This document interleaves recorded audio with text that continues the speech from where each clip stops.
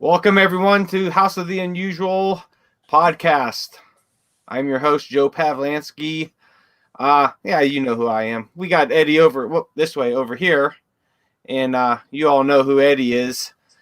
You're already lost. You're pointing the other way when I'm over here. I know, it's everything on this video is backwards. I got to do the crisscross hands to figure out which way. So, what's up, Eddie? How's it going? All right, Joe, I got something that's up your alley.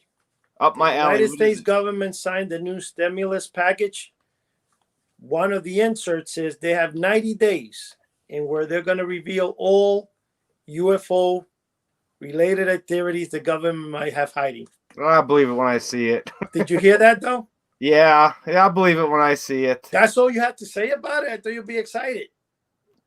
Over the years, they've said so much that this is going to be released, this and that, and this president's going to release something, and I'll believe it when I see it.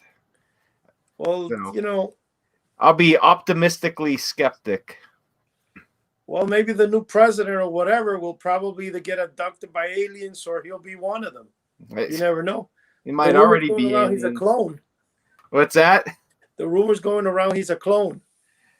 Yeah, there's always rumors, clones or aliens, and the way that everything's looking, it's almost like we're being run by aliens. Yeah, definitely. Well, anyway, I want to introduce to you something that's interesting. First, I wanted to talk about the UFO thing because last week when we put the podcast that came out yesterday, the treasure one, it's become a hit. I mean, it's kind of funny though because it appears in Anchor and Spotify, but the amount of hits are coming in through YouTube. So I'm trying to see where, we can link both of them so that when the hits come out of one, it goes to the other, because otherwise our audience is growing in the podcast, but it's now growing through YouTube and not growing through the actual Anchor because all the customers are going there. I tell you what, though, that was an amazing interview with David Vapnitsky. I think it was. Sorry, Dave, if I pronounced about Vampinski. Can we call him Vampinski? Is that better? Something like that, yeah. But that was, man, just talking about all that gold and treasure from the Atocha. That was amazing, and I hear that, a little birdie told me today that there might be a part 2 to that, maybe somewhat. Yep, next week, brother. Next week have a part 2. Nice. And will the King of the Sea Monkeys, Todd, bless us with his royal presence as well? Yes, Todd has his X-ray glasses. Actually, he bought a pair of Hmmm specs, or should I say, he lost them. He went for it, but I'm like, Todd, why do you want to buy another pair of $100 Hmmm specs? And you know what he said to me? He said, to be like you. And I said, really? You have to, funny guy. Anyway. Has to have 10 of everything. I got some stuff here I wanted to show you, Joe. Joe, when I was growing up, this is really fun. You'll like this. When I was growing up, the 2 most popular items that were out there, not popular, but back when we were talking about which was the best Christmas we ever had, well, one of my best Christmas ever, I told you, was the time that I got my Haunted Mansion game. I got the Haunted Mansion game, and I also got a game called Pirates of the Caribbean at the time.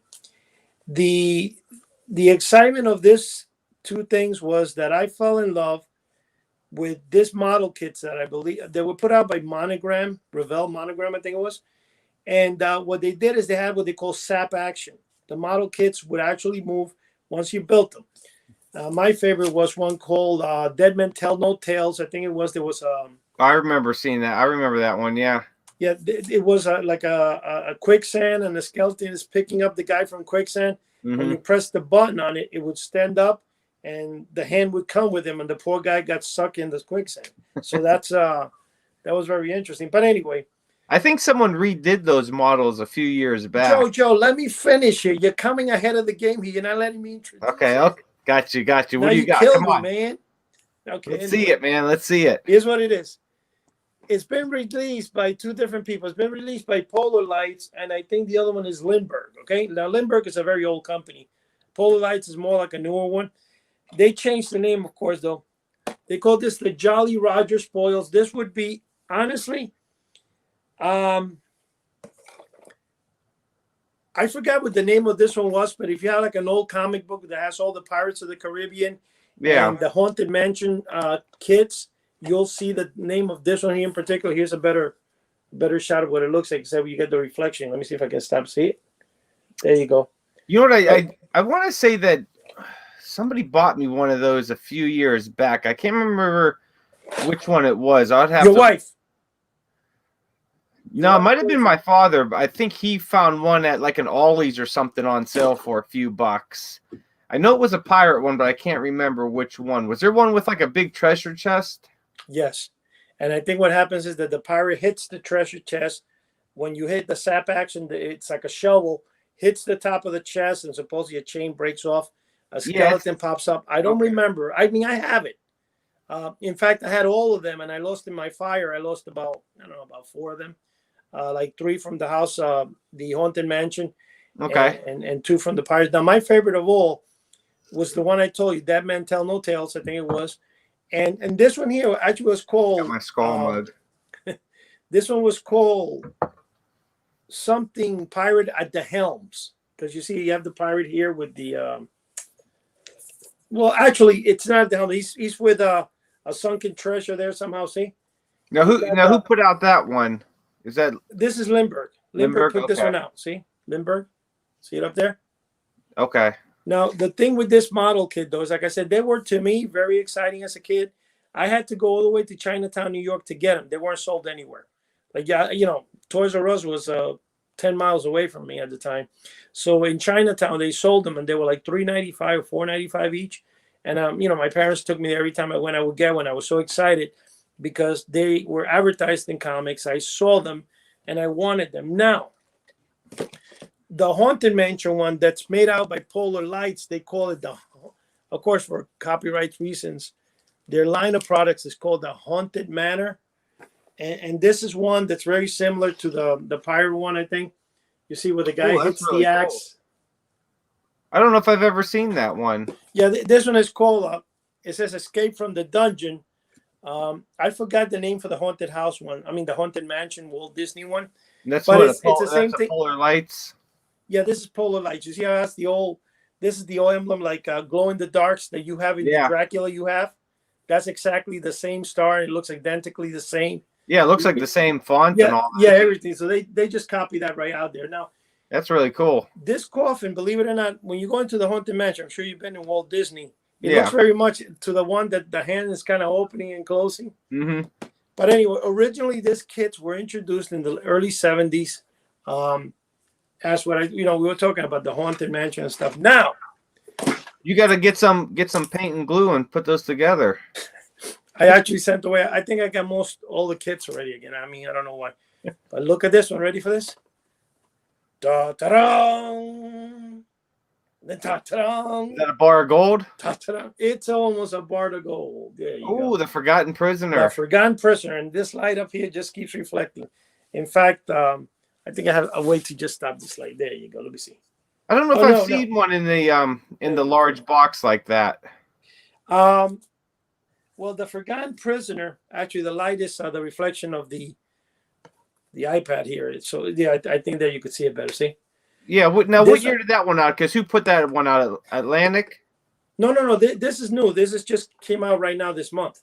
Oh, okay. They're going for like $40 on Amazon. You can get them on eBay for about $25, $30, depending who's selling it. Now, the wholesaler, I got in contact with the wholesaler to buy a couple, so I actually bought 2 of them. I was going to order a couple more because I love this kit. I thought you'd order like 10 of them, man. You're kind of disappointing us. Well, the truth is I'm probably going to get 1 or 2 more. They come out to 20 wholesale.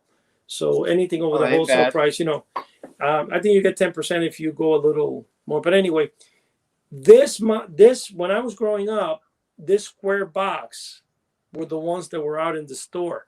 Mm-hmm. The long thin box were a couple of years before me, like probably 1963, 64. I was born in 64, so I couldn't go to the store and buy one of those. There were some leftovers in the store, and the price was $1.50.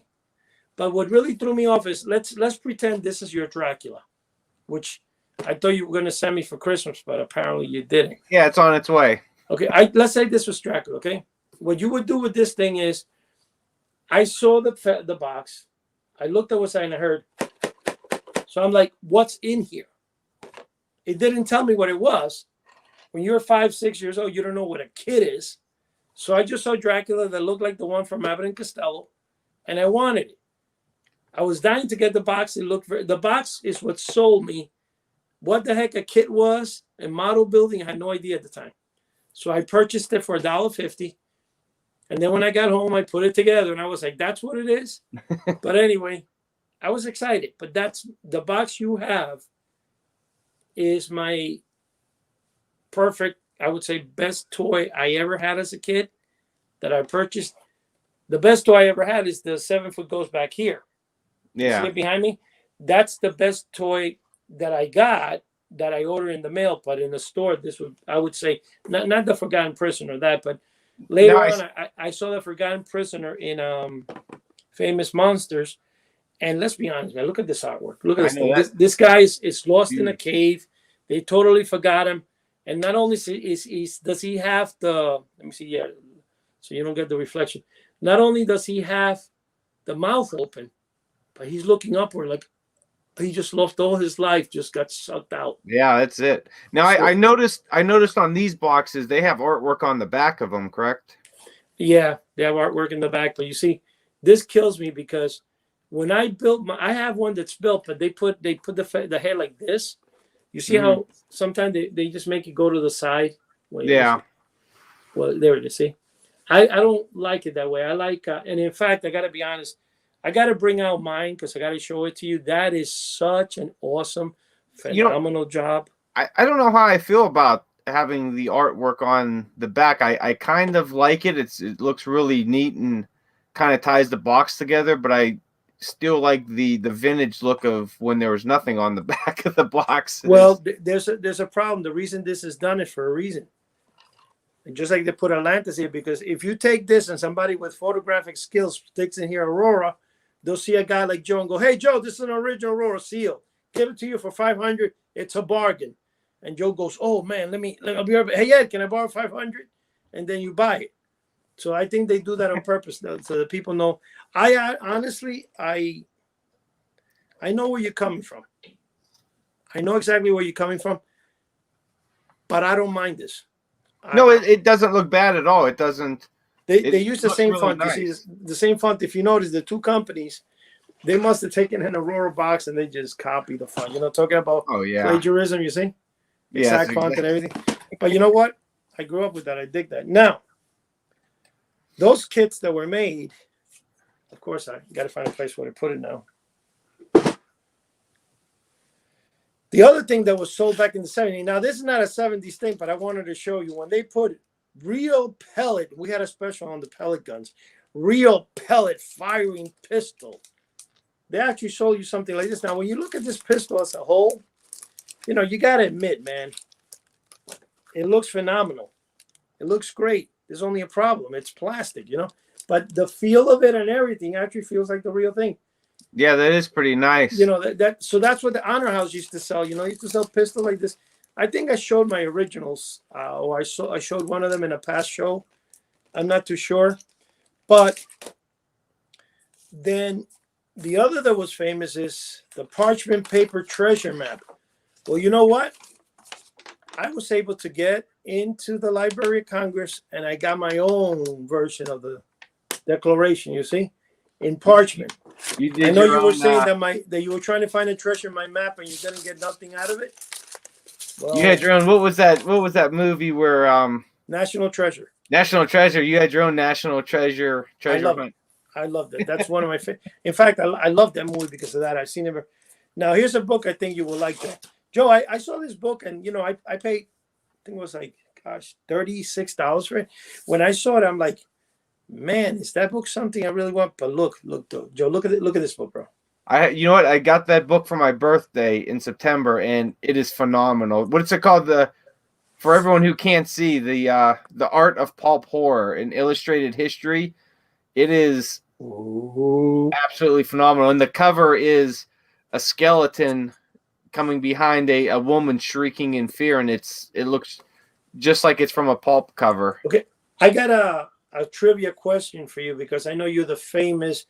I mean, I do believe you're the guy that owns this thing called a blog, Crypt of Classics. Sometimes. From the Deranged Mind with a new poster that came in there, Deranged Mind of some guy named Joe.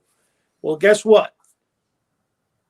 What movie do you think this cover art, or in other words, what movie influenced this cover art? Well, that cover that's from an original pulp, is it not? Right, but I'm not saying the cover. I'm saying the original artwork.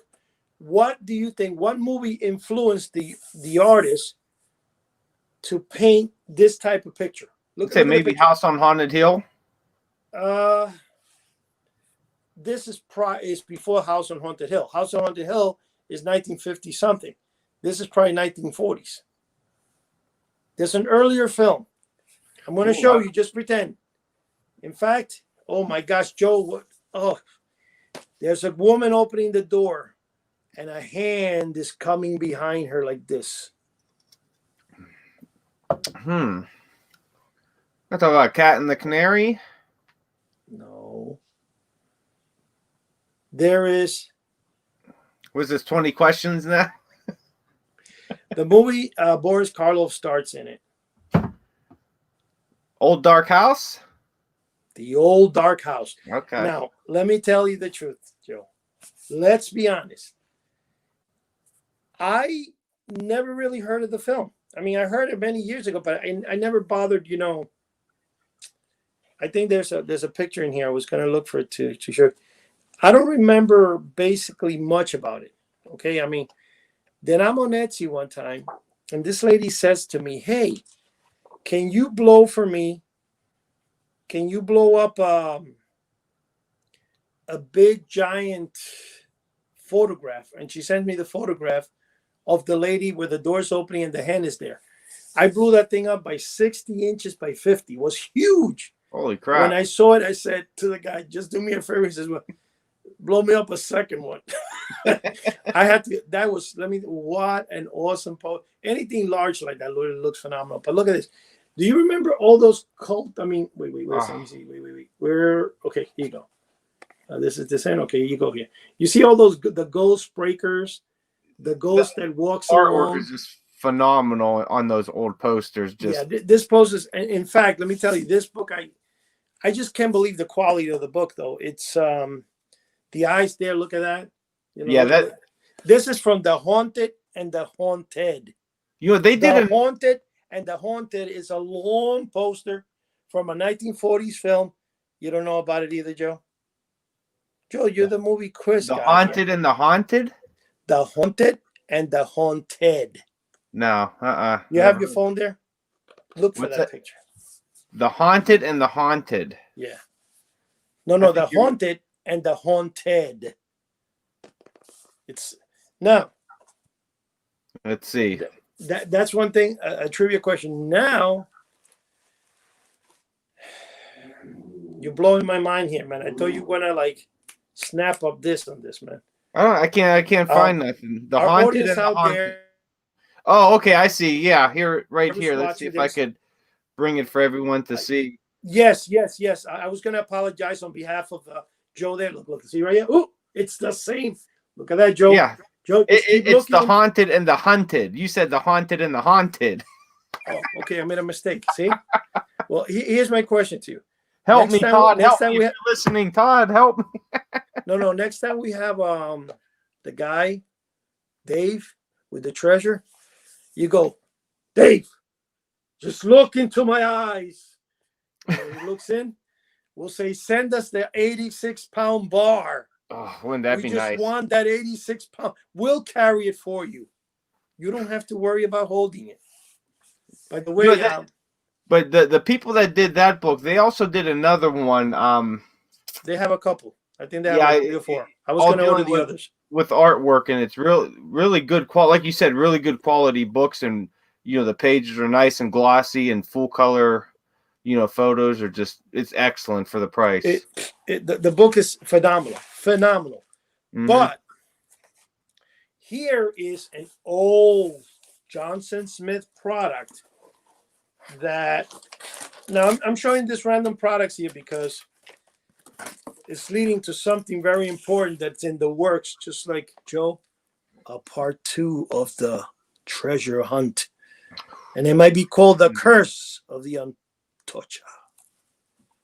I like Cursed gold. Okay, here you go. There was a time that there were two companies that sold this.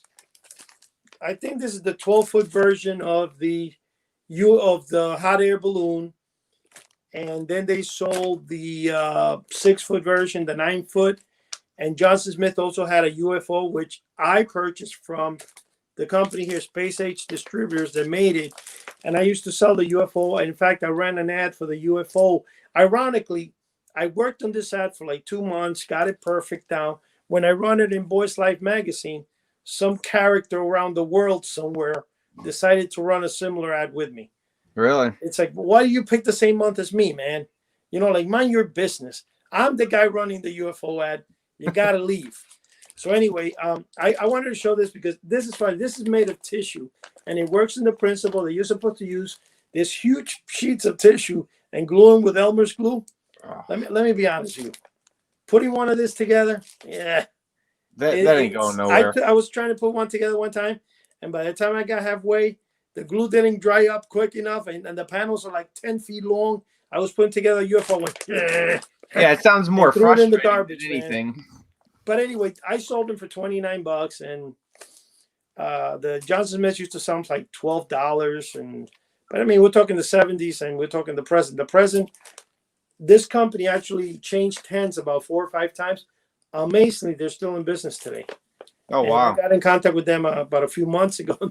They still make the UFO. Now, I could duplicate this. There's no copyright. The problem with this, though, is that what they do, the way they do it is they have, I guess, they cut a big sheetrock, not a sheetrock, but some type of wooden panel that then they put the tissue paper in, and they just, cut them in the shapes, and then they put them together, and boom. Or you know what you could do to save money is just get a bunch of tissue paper, stuff it in an envelope, and say you have to cut it and you have to glue it together to make your thing. Wow. And then it would be really like a mail order novelty because everyone. Yeah, you know something, talking about that, I got kind of mad at Todd there. He revealed my source of Mars soil. Your backyard. Look at my site. He told the people that I sell front soil from my front yard as from the Mars, and he just ruined my reputation there. Now they know where I get the soil from. Yeah, he was happy. He just acquired the pendant from Famous Monsters. Oh, with the Dracula soil? Yeah, with the Dracula soil. The guy probably goes in the back, puts in the park, and goes, "Those suckers." Yeah, Dracula from Dracula's castle. I've been looking for one of those for years. I want the complete one with the certificate, and he posted one on House of the Unusual Form, and I was just drooling over it. Unfortunately, he got a good price on it. I didn't see. When he better leave it to me in his will. Just saying, Todd. I could tell you the truth. It's the problem with those things is that when you take the little coffin in the front, because I don't even know what mine's is, to be honest with you. Like to me, honestly, Joe, I don't like it. It was creepy, and I didn't really like it at all.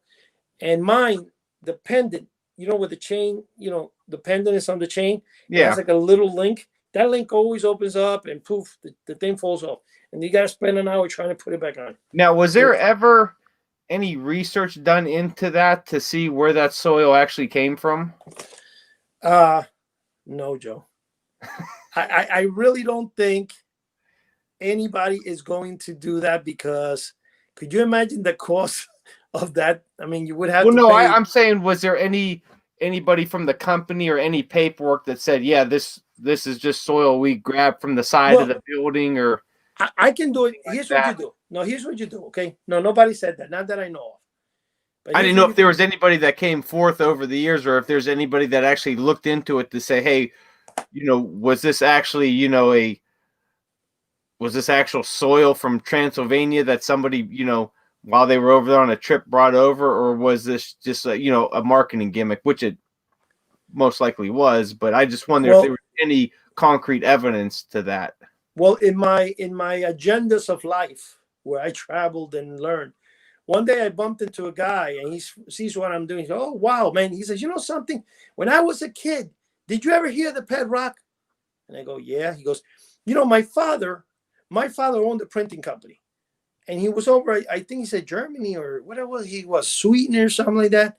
And he goes, and this guy would had my father design the box for the pet rock. And I remember he would send me and my cousin over to the brook, and I put these rocks into the boxes for him. so,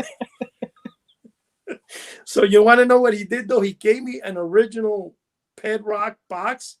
That's not a template, but it's never been folded. You know. Oh, nice. I was so impressed with him. In fact, I wanted, not come to think of it, I might like to actually have him on our podcast and interview him because he's the original creator, not of the pet rock, creator of the marketing for the pet rock, or his father is. And right now, the guy, believe it or not, the guy works, he's like a acting CEO of a major company you and me grew up with that puts makeup for women. I'm not going to say the name because that's the guy. No. Let him, if he says it, but it's a very famous company that we grew up watching that does makeup. He does their marketing. He's like the chief executive. So it's funny though how much money that pet rock made and how stupid it was. It was stupid, but you know what? It's just the idea behind it. It's just like the guy with the dirt from. Now, I thought it was really funny when we started talking about it in the blog or in the forum. You know, I was in the forum and I'm talking about it. And Todd comes out and says, the rock. And we started doing this. And then I don't know, I said that you were going to be selling. I mentioned something about you selling dirt from the cemetery. I forgot what it was.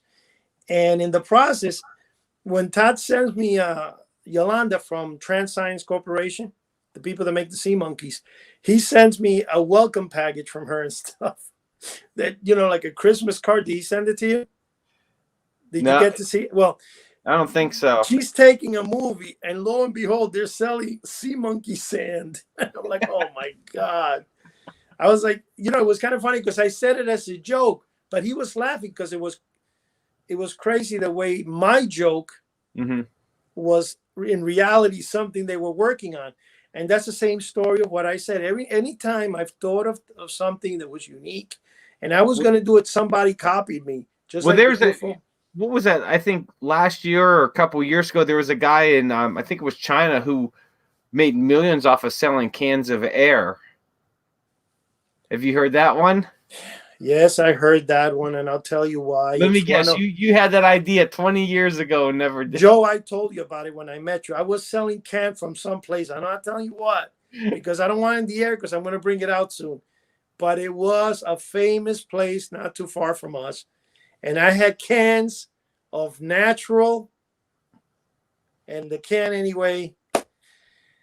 I'm still waiting for Todd to promise me to make the artwork for me. And the problem with Todd is he's ruling the ocean bottom, and he's got so much in his throne. They never ends for ocean rulers. So especially the man with the impeccable character. It's today I call him and he's like crying. He goes, "I'm so sad. My company gave me all this extra work. Now I'm in charge of all this marketing, and this is him." I've had one of the most miserable days. And I said, man, they should sell that in a can. Yeah. So the people that feel miserable. Ooh, that's a good one. Todd's laugh in a can. It'll be, yeah. Well, I told him, you remind me of the man who laughs. And he goes, what's that? Now, here's a question, Joe. Do you know what that is? Yeah, that was the forerunner to the Joker. Thank you. He goes, there's a movie. He looked it up. And that's a great movie, too. Silent movie. I'm going to show you something. In fact, I think I took a picture. Let me see. Todd found something, and this is how you do research when it comes to mail order. Everybody knows that all of us growing up, when we see some mail order items and stuff, a lot of times those items are inspired by something else. Right. Like what inspires us? So I think he cracked a case that not even Yolanda might know from Trans Science. A case where her husband got the idea for the x-ray glasses. Now, here's the funny thing. I know he said, I don't know when he told me this. I think we were talking back in 1985 or 1990, that the idea came from the S.S. Adams X-ray tube, which now Todd is making me give him one of my originals. and he's holding me hostage on something for that. Now, I think when I did the blog post on House of the Unusual, I think I added that in there, the actual patent paperwork for the X-ray Yeah. as No, the that's forerunner true. to the X-ray glasses. Yes, you did. But here's no. But the thing that the X-ray glasses. Don't be taking my glory. No. What I'm saying is what I think. Todd found it. What I think inspired the guy is a 1900 poster, and here's what it looks like. Now he was able to purchase it in an auction house. I think he paid $500,000 for it. He said Magic spectacles. Right. Oh, you yeah. won't believe it's kind of like a sexual type of film. So Okay. look what he did. Look how smart he is. He put X-ray glasses over here to cover certain part of the woman's physique here, because he didn't want to send a picture with the exposed poster. I thought that the X-ray glasses came with the damn thing like that, and I'm like, where did you get that? So I made him send me a high. I actually grabbed him. I twisted his arm in the back. He's like, "Oh, what do you want? What do you want?" I said, "Send me a high resolution copy of this poster right now." So he did. I was gonna print it out, but I want to print it out in a good, nice little paper because it's. Yeah, I love that's it. really. That's what I think gave this guy. Maybe I could be wrong, but Now, what is that? What is that from? Is that from a movie? It's Yeah, it says Shock Hollywood in blushing color, magic spectacles for broadbanded adults only, or something like that. Yeah, I think it is some type of film from the early. I'm not sure, but the look of it is probably the 40s. Yeah, I'll have to look that up and see. I've never heard of that. I've never even seen that poster. I'll send you the link to the same poster. Just don't tell Todd because we're devaluing his collection. But don't say Is that his? Does he have that poster? He bought it. He bought it in an auction house. He paid, I think, $420,000. Holy crap, man! He said right now he was going to actually live in the House of the Unusual on the sofa for a while because he has no way of paying his rent. Like he really went out. But anyway, that poster really amazed me today, and that's how you find out what causes people, predecessors, to come up with ideas and stuff. Yeah. Now, to get to the basics. We know there's been a rumor.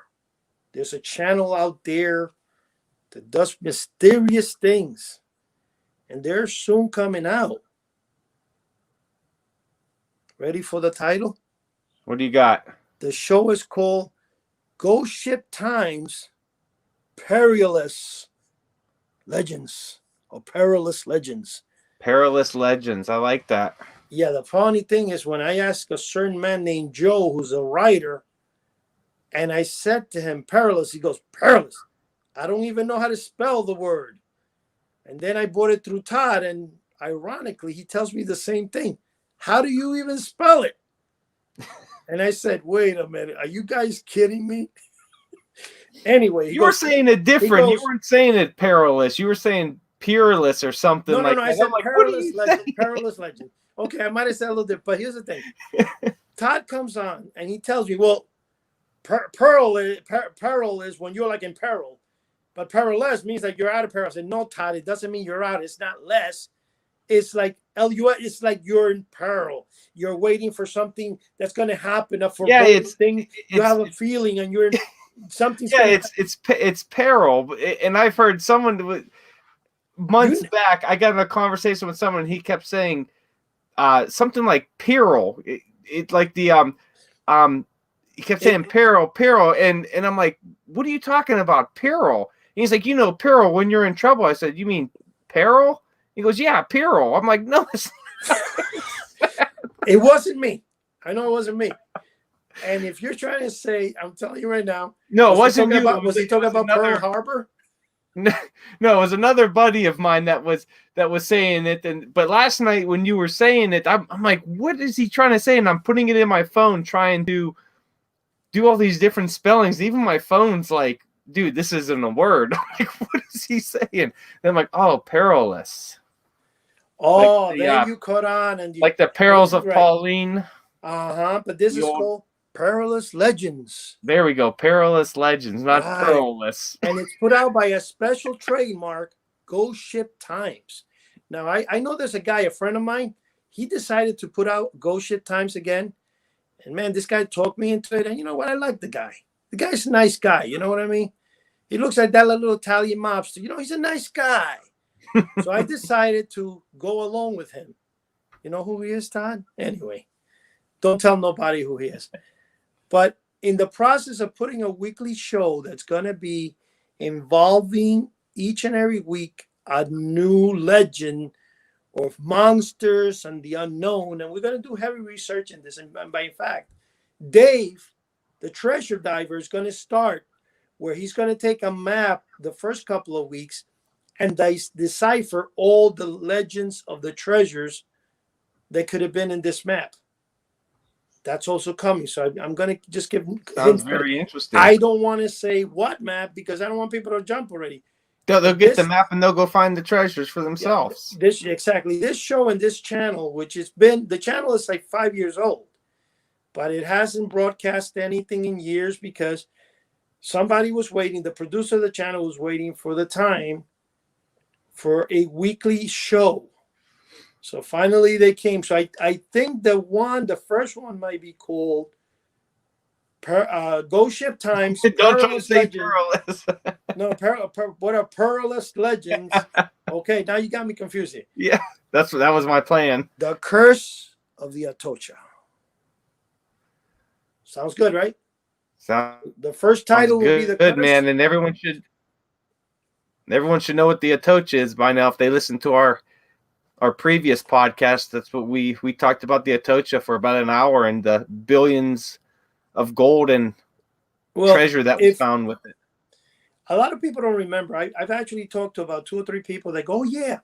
In 1985, I got married in 83. In 1985, I was watching National Geographic in the middle of the night in cable TV.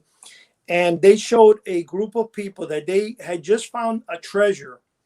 And they said that it had equivalent to $1 billion in U.S. gold, okay, and silver.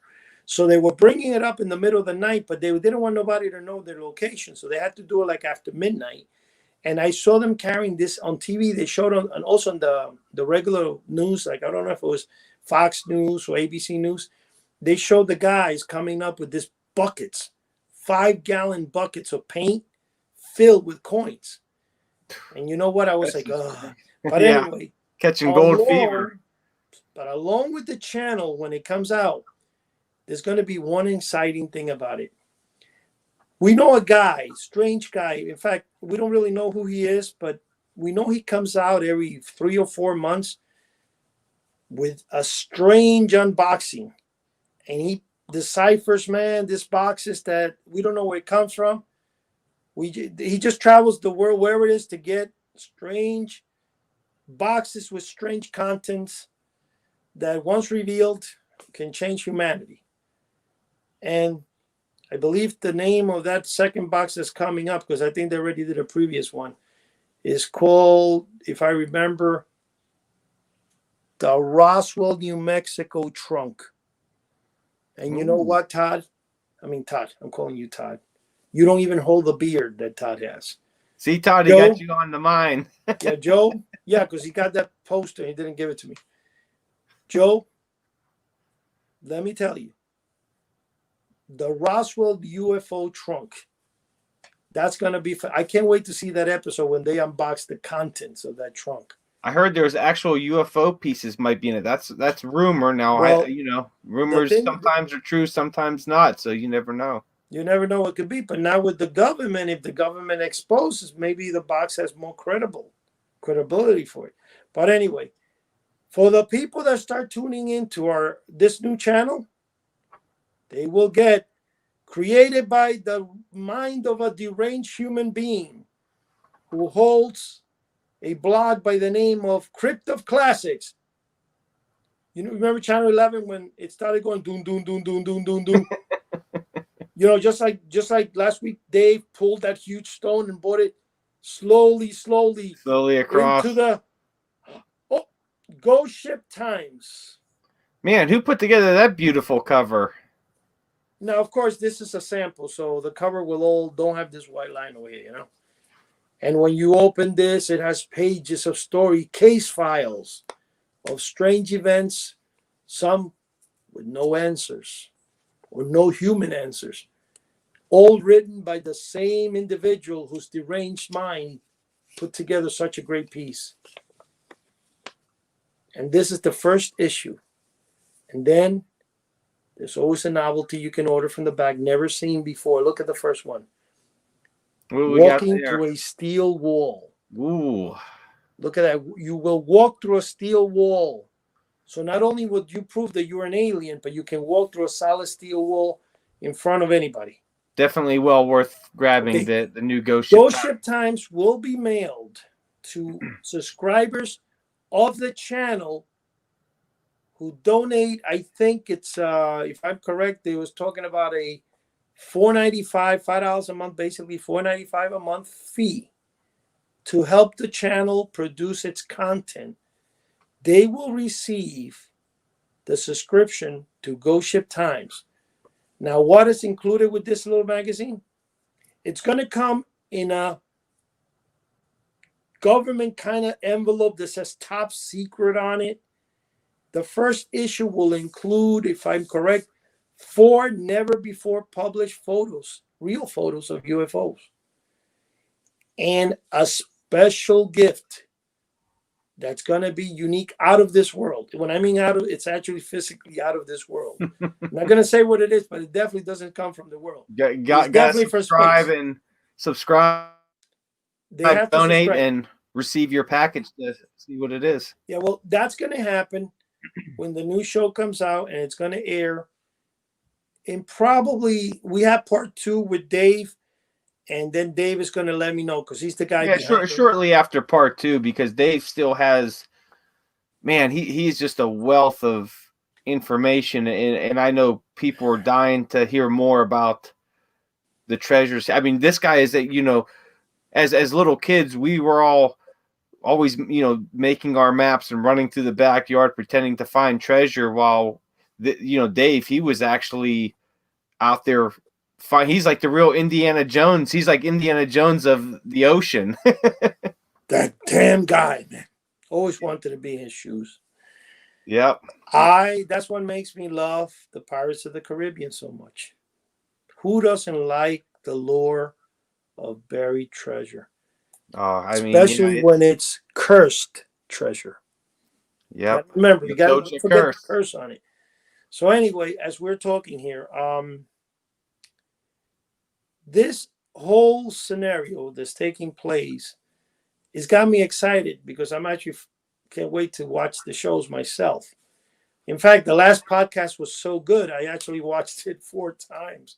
And I say to myself, how do you know you have a good product? Well, when you make a product and then you purchase one yourself, it's a good product, That's so odd that I hot off the press. Well, I always tell people you're a good salesman if you can sell fur coats to the Ecuadorians. Yeah, and you know what? Or ice to the Eskimos. And you know what? If nobody out there has seen it yet, head over to House of the Unusual on YouTube and check out the video. And it is fantastic. Dave shows actual photos never before seen of him, holding all these treasures, of him, with Mel Fisher, who led the expedition for the Atocha. And then he actually shows 86-pound silver bar that he recovered from the treasure site. So it is a phenomenal video. So if you haven't seen it, go to YouTube and check it out, and you won't be disappointed. Now, the thing with that video and all that treasure stuff is now, I don't know if I mentioned how I got to know Dave. About 15 years ago, I walked into a thrift shop in my area. And I would go to this thrift shop almost every time. So I bump into this thing. They have this glass enclosure. Inside the glass enclosure is this supposedly coin, and it's got a certificate of authenticity. And the coin itself supposed to have been from the Atocha. Now they're asking, I think it was $350 or something like that. But there was a time you can get it for 50% off. I think it was like President's Day or something. So I'm like, how do I know this is real? Like, I would love to buy it, but what about if it's a fake? Right. So yeah. I Googled people that sold treasure thing and I put on Torch or whatever, and I find Dave's phone number. So I give him a call. and he basically told me it was a fake. I mean, I couldn't send him. In fact, that time it's not like you could take a picture with your phone and send it to him. You couldn't do that. You had the little flip phones, and Yeah. they really didn't take pictures and stuff. So Dave, basically, that's how I got to meet him. So I reached out to him throughout the years, and one time I go to Florida to a museum and I see a torch of gold and like this huge clunks of like a solid silver thing like that with the coin soul stuck to it. Mm-hmm. And I call him up. He goes, "Oh yeah, I loaned it to the museum or something like that." He mentioned. So you mean to tell me that there's somebody out there that bought a $300 fake Atocha coin and you didn't bother to tell Goodwill? Let me tell you one thing though. I went to that thrift shop one time, and boy, do I regret this, man. I tell my son-in-law, "Hey, let's go half and half on this chain." There were some, but listen to this. The chain, forget the chain. It came in a box. Now, let's just pretend this is just a regular box, okay? It was a wooden box. Now, the box is all mahogany, like the ones in the hotels, or like if you go to Congress or a courtroom, that really expensive mahogany. Right. It was like that. It was square, and inside it had a neck thing, like inside the box with the glass covering, and it had a chain in there that looked like something from Cleopatra. In fact, wow. I think it was, and the company that made it, which ironically I contacted, they didn't even know what I was talking about. The thing was like 20 years old. I don't think they sold it anymore. It was some company out of Morocco. Okay. Sad as it is, I bought it. So obviously, since I didn't lay out the cash for it, it was my son-in-law. I should have bought it off of him. He's like, "Did you sell it? Did you sell it?" Because I told him we would sell it and go 50. And he made me sell it. I want that, forget the chain. I want the display box so bad because I've seen many display box, but this is. You should have bought them out. What's that? You should have bought them out. The funny thing is that the guy, I saw the guy that changed, some guy, I forget what it was, on Craigslist. And he told me that if I wanted the box, I could have it. He didn't care for the box. He just wanted the chain. And somehow I said, "Man, if this ain't real, I don't want to get a hold of the guy again." I mean, this is like, and the time you couldn't, because I mean, he saw it. I guess he must have known it's real because he was really interested in it. And I'm like, "Okay, don't worry about it. You don't have to buy it." No, I want it. So he's chasing me outside of the supermarket for me to give it to him. So he comes out with the cash. He goes, take it. I'm like, "Whatever."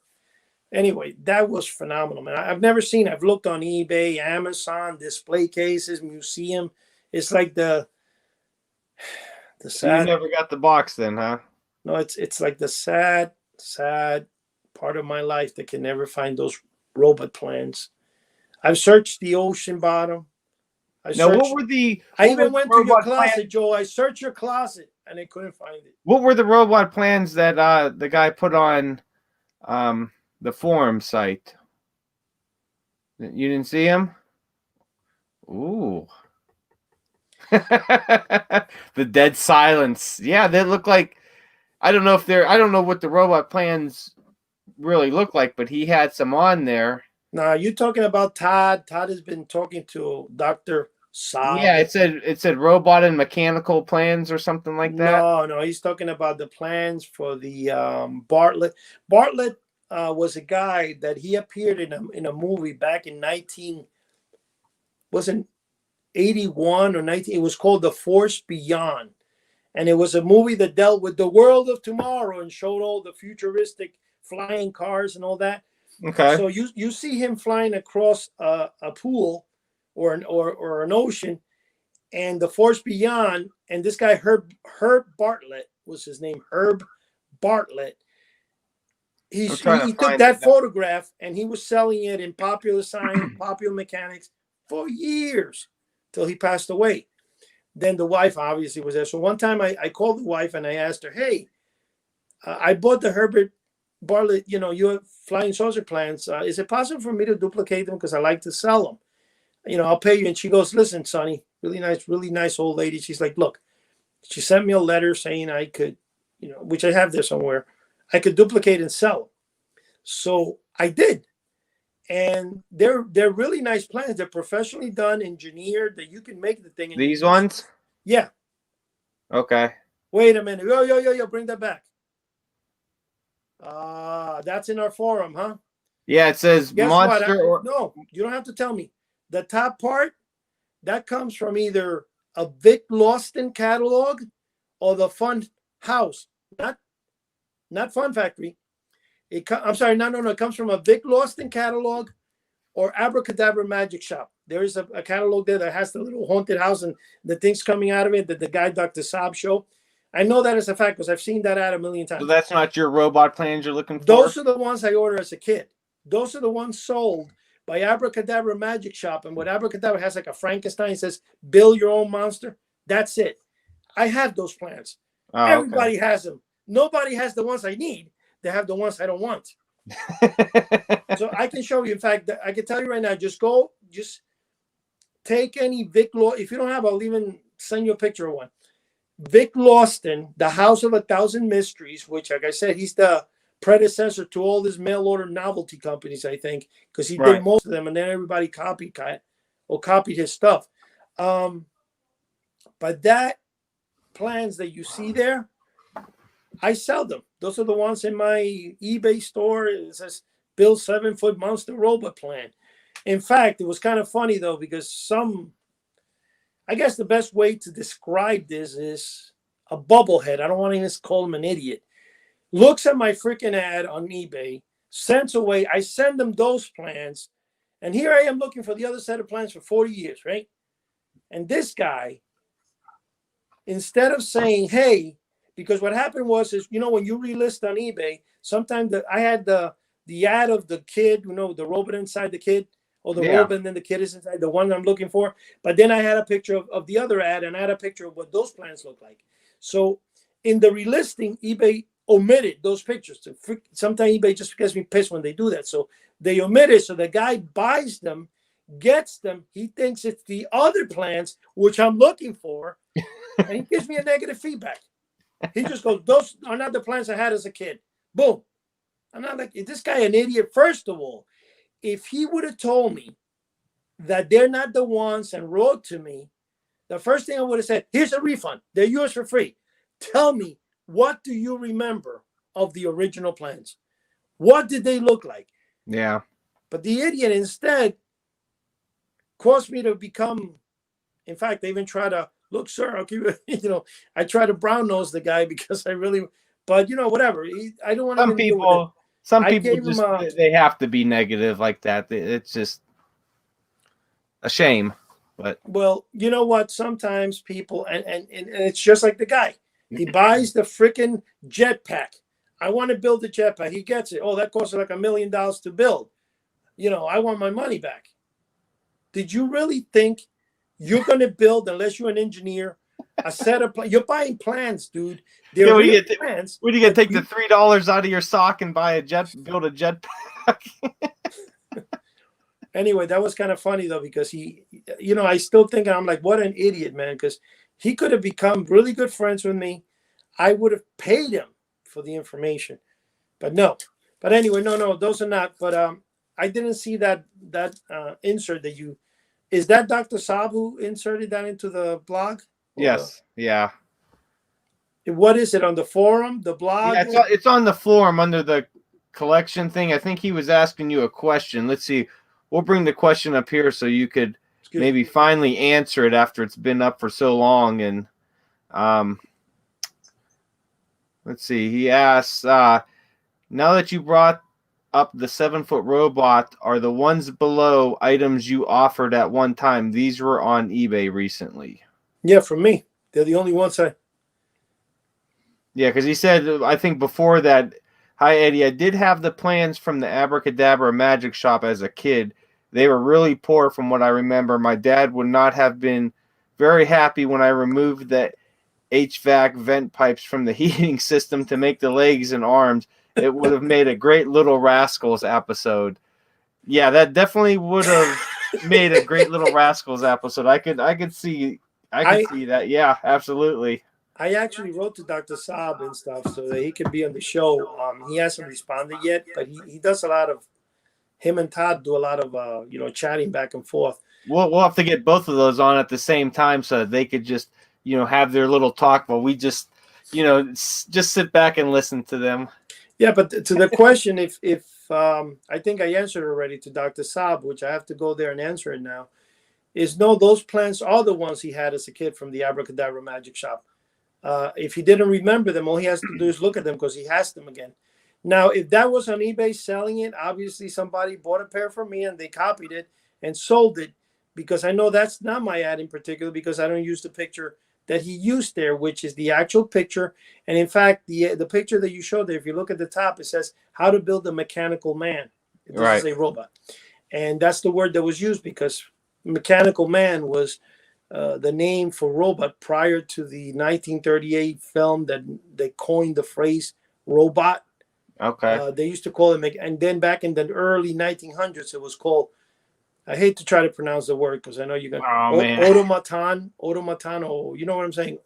Yeah, an automaton. Yeah, that's what they were called. Perilous. Yeah, and the very first one that was, because I mean, a perilous automaton. No, but the very first one was called the Diesel Man or something like that, and it worked out of steam.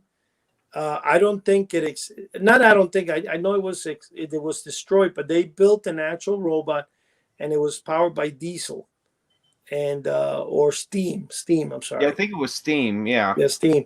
And then they went on to build quite a few. In fact, you remember the story of that Electro the robot from the Westinghouse when I went in search of it, and then the guy who created the darn thing, his father, whatever. The thing disappeared, and he had it in his garage for like 50 years. So he found it without the head, and then somebody had the head, and he was able to put the head on it, and they put it in a museum right next to your house. They stole that from me, man. Oh yeah, that's the one that's in Massillon, Ohio, I believe, in the museum. Yeah, but it should have been in my house, in House of the Unusual, not there. Well, we might have to go get it. I called the Westinghouse Archives in Massachusetts. I became friends. He passed away recently, the poor guy. His name was Charlie Rook. And the guy, in fact, there's some old films, I think, on PBS, Channel 13, whatever, that you can see who Charlie Rook was, because he was in charge of the archives. And they're talking about the 1939 World's Fair where Electro the Robot and Sparkle, his dog, appeared. Mm-hmm. And what he did is when I told him that I wanted it, he says, do you know anybody that can reproduce it? So he says, Westinghouse will pay up to $15,000 to make it. I got all excited and I started doing, man, the cheapest, and this is back in the 90s, I think, right? The cheapest proposal I got was $75,000. And I was like, whoa, man. So I scrapped it, but he did send me blueprints and about 11 photographs, original photographs of the robot. Oh, wow. Which are, 8x10. I think in one of my catalogs, I put one of them and stuff, but I do have, and I still have the original envelope in case people don't believe me.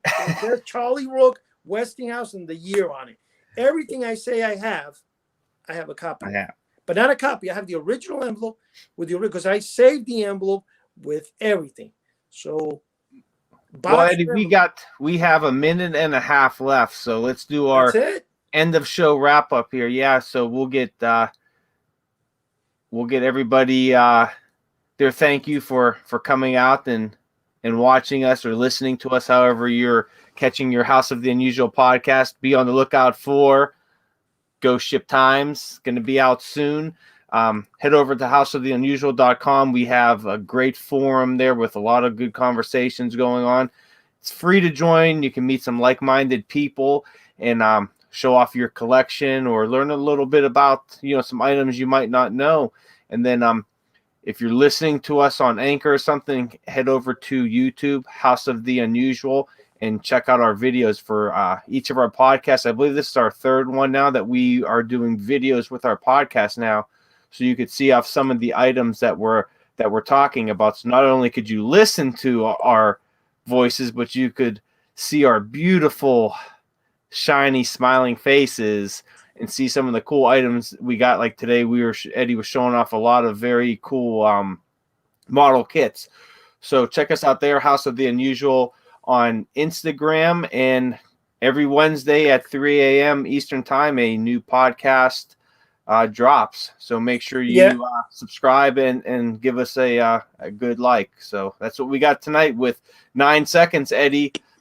Till next time, go Ship Times. Later. Later.